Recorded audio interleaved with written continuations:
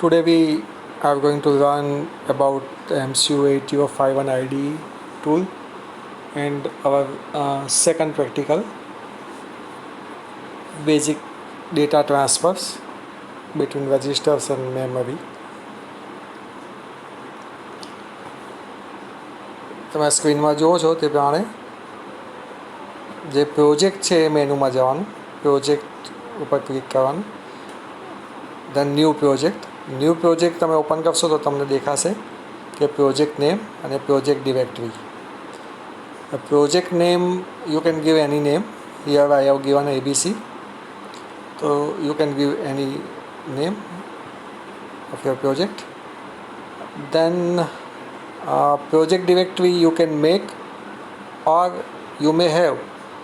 તમારી પાસે જો પ્રોજેક્ટ ડિરેક્ટરી કોઈ તમે જેમાં તમારો પ્રોજેક્ટ સેવ કરવા માગો છો, if it is already there, then તમે આ જે બ્લુ સિમ્બોલ દેખાય છે, બ્લુ સિમ્બોલ એના પર ક્લિક કરશો તો તમને ડિરેક્ટરી બ્રાઉઝ કરવા મળશે and then you can save your project there, right?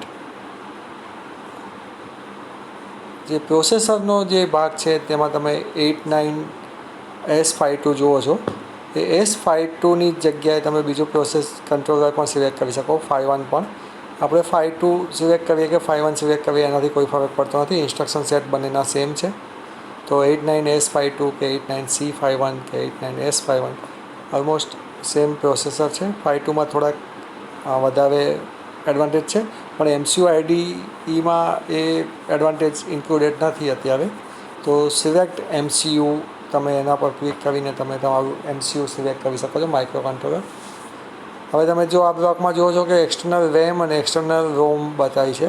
એને તમે જો જરૂર હોય તો ઇનેબલ કરો, જરૂર ના હોય તો ઇનેબલ કરવાની જરૂર નથી. તમે જે આ સ્ક્વેર ભાગ દેખાય ઇનેબલ, ત્યાં ટિક કરશો તો ક્રોસ માર્ક આવશે and then you can slide this to have external RAM. તમે જે હવે એક્સટર્નલ રેમ બેઝ પ્રેક્ટિસ કરવા માગતા હોય તો તમે આને ઇનેબલ કરી શકો. સો તમે એક્સટર્નલ મેમરી અને ઇન્ટરનલ મેમરી વચ્ચે ડેટા ટ્રાન્સફર કેવી રીતે કરી શકાય, how we can use external RAM or external ROM, that can be learned through this simulator, but for that we have to enable this external RAM and external ROM, તો જ આપણે એને જોઈ શકશું. આટલું કામ કર્યા પછી આપણે ઓકે પ્રેસ કરશું, રાઈટ? તો આપણી જો જરૂર હશે તો આપણે એક્સટર્નલ રેમ અને એક્સટર્નલ રોમ ઇન્ક્લુડ કરીએ છીએ અને એની સાઇઝ અપ ટુ 64K આપણે જઈ શકીએ છીએ. 65,536 સુધી તમે આમાં સ્લાઇડ કરીને જોઈ શકશો, તો ત્યાં સુધી આપણે જઈ શકીએ છીએ. અને નેક્સ્ટ સ્લાઇડ ઉપર જઈએ આપણે. નેક્સ્ટ સ્લાઇડમાં ઓલમોસ્ટ એ જ ભાગ બતાવ્યો છે મેં, અને મેં એમની વાત કરી લીધી. સો નાવ અગેન પ્રોજેક્ટ ડિરેક્ટરી તમને અહીંયા જોવા મળશે. અહીંયા મારી પ્રોજેક્ટ ડિરેક્ટરી જે છે સીમાં પ્રોગ્રામ ફાઇલ્સ, એમાં MCU8051 ID અને /A એ મારી ડિરેક્ટરી છે. તો એમાં મારા પ્રોજેક્ટ સેવ થશે. અહીંયા પણ હું ઓકે પ્રેસ કરીશ.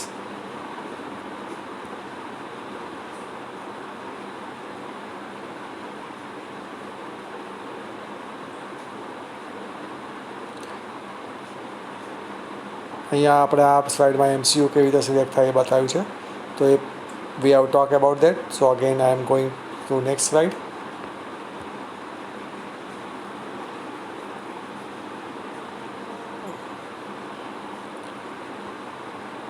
આ ભાગમાં તમે જોઈ શકો છો MCU સિલેક્શન જ છે વાત. MCUનું લિસ્ટ બતાવ્યું છે કે આ રીતે આપણને લિસ્ટ જોવા મળે. 89LS51, 89LS52, 89S2051, આ બધા પ્રોસેસર તમે સિલેક્ટ કરી શકો છો. આ જે પોર્શન છે અગેન એક્સટર્નલ રેમ માટે છે, એને ઇનેબલ કરવાથી તમે એને યુઝ કરી શકશો. જો અમે સ્લાઇડ કરેલું છે તો એક આંકડો બતાવે છે 258683. તમે સ્લાઇડ કરશો તો તમને એ પ્રમાણે 65536 સુધી તમે જઈ શકશો, રાઈટ? ઓકે, આ જે બીજો ભાગ છે તે એક્સટર્નલ રોમ માટે છે. ક્રોસ માર્ક દેખાય છે, તો બંને આપણે સિલેક્ટ કર્યું છે. અહીંયા 65536 બતાવે છે ને, દેખાય છે ને? So we can also we can select RAM and ROM through this portion. Project જ્યારે તમે નવો બનાવતા હોય ત્યારે તમે આ ધ્યાન રાખવાનું કે પ્રોસેસર કયું સિલેક્ટ કરો છો અને એક્સટર્નલ રેમ કે રોમ આપણને જરૂર છે કે નહીં. મોસ્ટલી આપણે એને ઇન્ક્લુડ કરી દેતા હોઈએ છીએ. જો આપણે નેક્સ્ટ ટાઈમ કામ કરતા હોય તો જરૂર પડે તો આપણે એનો યુઝ કરી શકીએ. Okay, so let's have sum sample program. શરૂઆત જ્યારે સ્ટાર્ટ કરીએ ત્યારે જે આ એરિયા છે આપણો, એ આપણો પ્રોગ્રામ એરિયા છે. આ જે યલો ભાગની નીચે આખો જે સ્ક્વેર દેખાય છે, આ ગ્રીન બ્લુ અને યલો પોર્શન દેખાય છે, એ આપણો એરિયા છે. જેની અંદર આપણે પ્રોગ્રામ લખશું. નોર્મલી જ્યારે 89C51માં આપણે પ્રોગ્રામ લખતા હોય ત્યારે વી સ્ટાર્ટ વિથ ધ ORG. ORGનો મતલબ છે origin, and that is compiler directory that tells the compiler that this program is stored from this memory location. તમે મેમરી લોકેશન જે રોમ છે એની અંદર 0000થી પ્રોગ્રામ સ્ટોર કરવા માગો છો કે 100થી સ્ટોર કરવા માગો છો. દેટ તમે 100 લોકેશન રોમના યુઝ કરવા નથી માગતા, ફર્સ્ટ 100 લોકેશન અને 100થી તમારો પ્રોગ્રામ સ્ટોર કરવા માગો છો. That can be done with the ORG. ORGની સાથે નોર્મલી 00 લખશું આપણે, 0000H.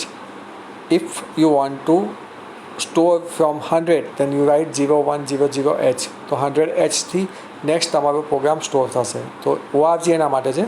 My program will stored in a memory depending on what origin I have selected. ઓરિજિનની બાજુમાં હું લખીશ ORG 000H અથવા ORG 30H અથવા ORG 100H. જ્યાંથી તમારે પ્રોગ્રામ સ્ટોર કરવો છે તે તમે અહીંયા લખશો. ઓકે, ORG સિલેક્ટ કરવાનો છો, ORL નહીં. રાઈટ, જો અહીંયા મેં ORG 000H લખ્યું છે. 3 લખું કે 4 લખું, 0થી કોઈ ફરક નથી પડતો. 2 લખીએ કે 4 લખીએ, નંબર લખવાનો હોય ત્યારે આપણા ડિજિટનો ઇમ્પોર્ટન્સ હોય છે કે 30H લખીએ તો 030H અથવા 30H લખી શકાય. મારી નેક્સ્ટ ઇન્સ્ટ્રક્શન છે મૂવ A,#35H. આ છે ઇમિડિયેટ મોડની instruction, and in which the 35H will stored in accumulator. In 8085 we use MVI instruction to store the data. MVI એટલે move immediate. તો અહીંયા immediate mode માટે hash sign યુઝ થાય છે. Here we use hash sign to store data in register or accumulator. Next instruction is move R0, આ જે sample instruction છે, આ કોઈ પ્રોગ્રામ નથી લખ્યો, just we are learning the move instruction and data transfer. So next instruction is move R0, RO નથી પણ R0 છે, ધ્યાન રાખજો, R0, A. So 35H will be copied into R0. 35H, our data which was in accumulator, that is copied into R0. So now R0 has 35. Next we copy A into R1. So that another instruction I have shown that you can copy accumulator to R0, or you can copy accumulator to R1, or you can copy accumulator to R7. R0 to R7 are 8 register which we use. These all registers are from bank 0. મારો જે આગળનો video જોયો હશે તો તમને ખબર પડશે કે what is bank 0. So bank 0 is default bank. અહીંયા મેં કોઈ બેંક સિલેક્ટ કરી નથી. So this R0 and R1 is from bank 0, and that in that register we are storing the data. Now another instruction I have used move 03H, 03H, so accumulator content will stored into 3 is a RAM location, right? RAM location અહીંયા આપણને જોવા મળે છે. આ જે portion છે blue કલરથી જે X1 X2 લખેલું છે અને આ બાજુ 0થી 40 જોવા મળે છે. That is our RAM location. અહીંયા આપણને સિમ્યુલેટર આપણને રેમ બતાવશે આ પોર્શનમાં. બાજુમાં એક્યુમ્યુલેટર છે, B રજિસ્ટર છે, અને નીચે R0, R1, R2 એમ કહીને R7 રજિસ્ટર બતાવ્યા છે. બાજુ ઉપર PSW, that is showing carry flag, auxiliary carry flag, F0 flag, RS1, RS0, overflow flag and parity flag. આટલા ફ્લેગ છે જેનો આપણે ડિસ્કશન ફર્ધર કરશું નેક્સ્ટ લેક્ચરમાં. તો A અને B ફ્લેગ હું તમને પછીથી સમજાવીશ. અત્યારે હાલ આપણે એ રજિસ્ટર પર ફોકસ કરીએ છીએ. A, B અને R0થી R7 નીચે બતાવ્યા છે. હવે મેં લાસ્ટ વિડીયોમાં તમને સમજાવ્યું હતું કે વેધર વી યુઝ R0 ઓર 00 એ બંને સેમ વસ્તુ છે. તો આ જે 00 લોકેશન ગ્રીન કલર દેખાય છે that is also R0. So when V store data in R0 તો ડેટા R0માં સ્ટોર થશે અને અહીંયા 0 જે ગ્રીન કલર ભાગ દેખાય ત્યાં પણ સ્ટોર થશે. So it shows that R0 is equal to 0. R0 is a part of RAM. તો રેમનો પાર્ટ છે. સો એને એડ્રેસથી પણ બોલાવી શકાશે. We can call R0 as register or we can also use 00 address which is of R0. R0નું address 00 છે તો તમે એને નામથી અથવા એડ્રેસથી બોલાવી શકો છો. તો આપણી જે ઇન્સ્ટ્રક્શન છે નેક્સ્ટ એ એવું બતાવવા માગે છે, એટલા માટે મેં લીધી છે કે અક્યુમ્યુલેટર 03માં કોપી થશે તો 03માં ડેટા તો જશે જ, રાઈટ. તો 03 ક્યાં હશે? અહીંયા આ ફર્સ્ટ લાઇનમાં જ્યાં X3 છે ત્યાં આવશે, X3ની નીચે. તો ત્યાં ડેટા કોપી થશે. અને સેકન્ડ એ R3માં પણ ડેટા કોપી થશે because 03 is R3. Similarly next instruction says કે ભાઈ 07Hમાં 03માંથી ડેટા કોપી કરો. સો 03માંથી ડેટા 07માં કોપી થશે. તો 07 એ પણ R7 રજિસ્ટર છે તો R7માં પણ કોપી થશે અને 03માં પણ કોપી થશે. અગેઇન અક્યુમ્યુલેટરમાં 35 લોડ કર્યા પછી આપણે ઇન્સ્ટ્રક્શન યુઝ કરવી મૂવ R0, તો જે હેશ સાઇન છે એ ઇમિડિયેટ ડેટા માટે છે. અને નેક્સ્ટ ઇન્સ્ટ્રક્શન અક્યુમ્યુલેટર R0માં કોપી થશે. એના પછીની ઇન્સ્ટ્રક્શનમાં અક્યુમ્યુલેટર will copied into R1. Then in next instruction accumulator will copy into 03, but 03 is another name of R3. So instead of R3 I have written 03.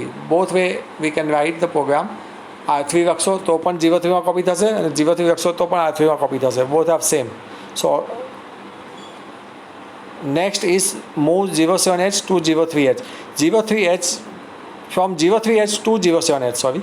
03Hમાંથી 07Hમાં copy થશે. First is destination, second is source. So 03Hમાં એટલે કે R3માં જે data હતો એ copy થશે. અહીંયા આપણે બધા જ 35 કોપી થશે દરેક જગ્યાએ, કેમ કે આપણે અક્યુમ્યુલેટરમાં વી હેવ ટેકન 35 અને that is into R0, that is into R1, that is into 03. 03માંથી 07માં ડેટા વેન વી કોપી તો all this register R0, R1, R3 and R7 have 35. Okay, so we are going to next slide. Hope you understand. Any query તમે મને વોટ્સઅપમાં અથવા તો મને call કરી શકો છો. નેક્સ્ટ ઇન્સ્ટ્રક્શનમાં આપણે જોઈએ છીએ કે લાસ્ટ મેં એન્ડ લખેલું છે. સો in this 8051 we write org and end. Both are compiler directive and we do not have halt instruction, so we cannot use halt instruction. Instead, when we want to say that my program is end, so we write end. So that is the compiler directive which says that this is my program. Okay, so now how to execute this program? So when you want to execute the program, you go to this simulator symbol, yellow કલરમાં જે બતાવ્યું છે એ સિમ્યુલેટરનો symbol છે. when you click on the simulator તો એ simulator compile કરશે first, અને compile કરશે ત્યારે તમને પૂછશે ઇટ આસ્ક કે તમે આને કયા નામથી અનટાઇટલથી સેવ કરવા માગો છો કે કોઈ નામ આપવા માગો છો. અને આપણી ફાઇલ હશે .asm. So whenever you start first time you start this compiler એ તમને નામ પૂછશે, રાઈટ. અત્યારે જો આ અનટાઇટલ્ડ નામ છે ઉપર અહીંયા દેખાય છે તમને અનટાઇટલ્ડ. તો જ્યારે તમે સિમ્યુલેશન કરશો ત્યારે કમ્પાઇલ થશે. એરર હશે તો એરર બતાવશે, પણ in this program there is no error. So when we start the simulator, so it first compiles and then it asks us which name you want to use, right? So we go to the next slide.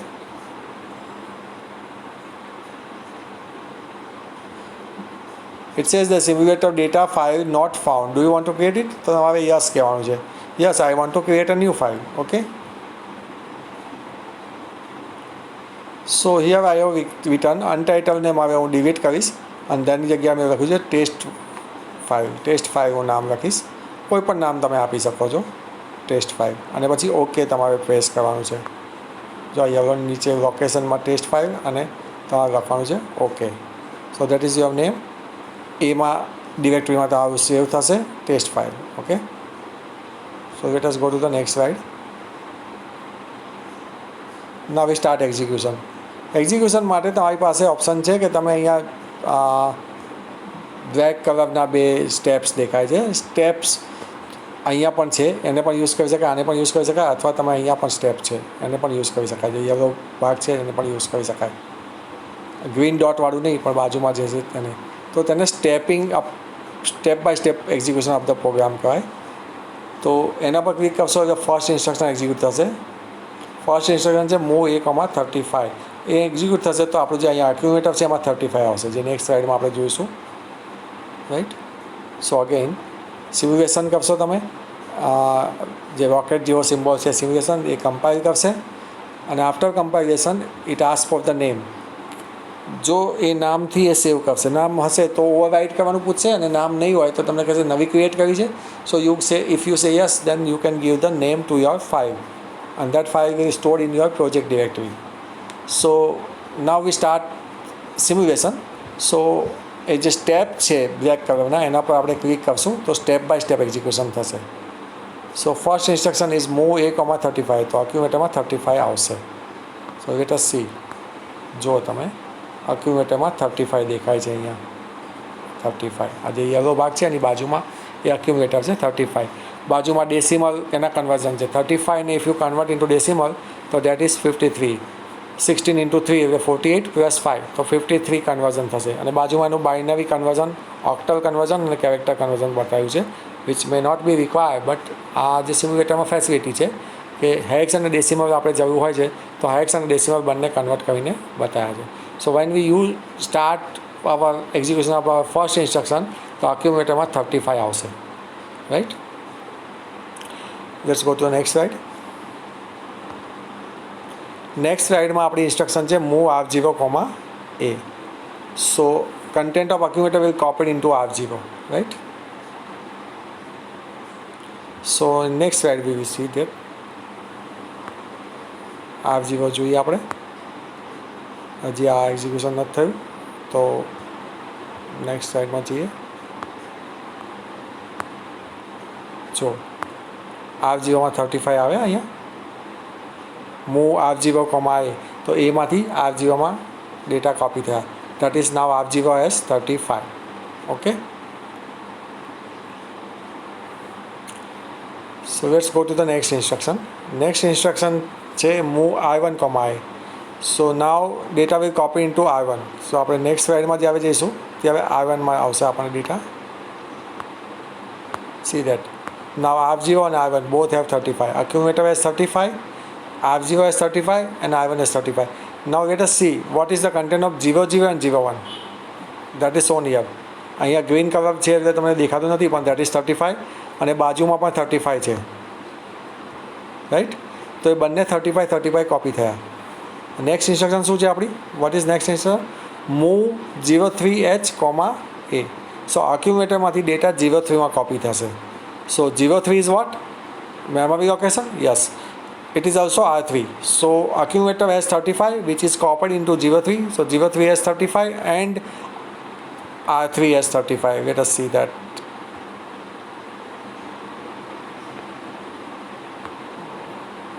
Again, next slide.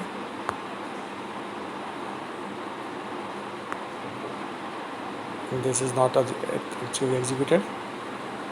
So yes,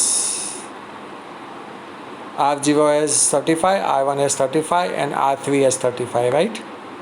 And let us see what is here. R0 address has 35, X1 below X1 that is 35 and below X3 that is 35. So we can say that R0 is 00, R1 is 01 and R3 is 03. Because all registers are part of RAM. So રેમનું address છે એ register તરીકે use થાય છે. આપણે એ last લેક્ચરમાં આપણે જોયું હતું કે મેમરી કેવી ઓર્ગેનાઇઝેશન શું છે. જો એ લેક્ચર ના જોયું હોય તો આ વિડીયો જોતાં પહેલાં એ વિડીયો મેં યુટ્યુબની લિંક આપી છે અથવા વોટ્સઅપમાં પણ શેર કર્યું છે, તો એને ડાઉનલોડ કરીને જોઈ લેજો. મારા આ જે હમણાં મેં ચેક કર્યું હતું તો ફક્ત 15 જોયું છે, જેમાંથી 2-3 તો મારા ફેમિલીમાંથી જોયું હશે. તો અપ્રોક્સિમેટલી એકાદ કોઈ ટીચરે પણ જોયો હોય વિડીયો તો 10 સ્ટુડન્ટે જ આ વિડીયો જોયો છે. તો આપણા 100ના ક્લાસમાં 10 સ્ટુડન્ટે વિડીયો જોયો હોય તો it is not okay. If you want to learn this simulator, if you want to learn programming, then must watch my these 2 videos. શરૂઆત જો તમે નહીં કરો, સ્ટેપ બાય સ્ટેપ નહીં શીખો તો પછી મુશ્કેલી પડશે. અને 5th સેમિસ્ટરમાં એક્ઝામ લેવાની જ છે, કોઈ તમને પગથિયાં નથી ચડાવી દેવાનું. જે આ વખતે જે ઇસ્યુઝ છે એના કારણે આપણને થોડો ફાયદો થયો છે કે ભાઈ એક્ઝામ નથી લેવાય, તો દરેક વખતે એવું શક્ય નથી હોતું. અને તમે શીખ્યા વગર એન્જિનિયર બની જાઓ એ પણ યોગ્ય નથી. સો પ્લીઝ આ વિડીયો બંને મારા જો, અને એની ક્વેશ્ચન પણ હું તમને પૂછીશ, તો એ ક્વેશ્ચનના તમારા આન્સર પણ આપવાના છે, જેથી આ વિડીયો જોશો તો મારા ક્વેશ્ચનના આન્સર આવડશે.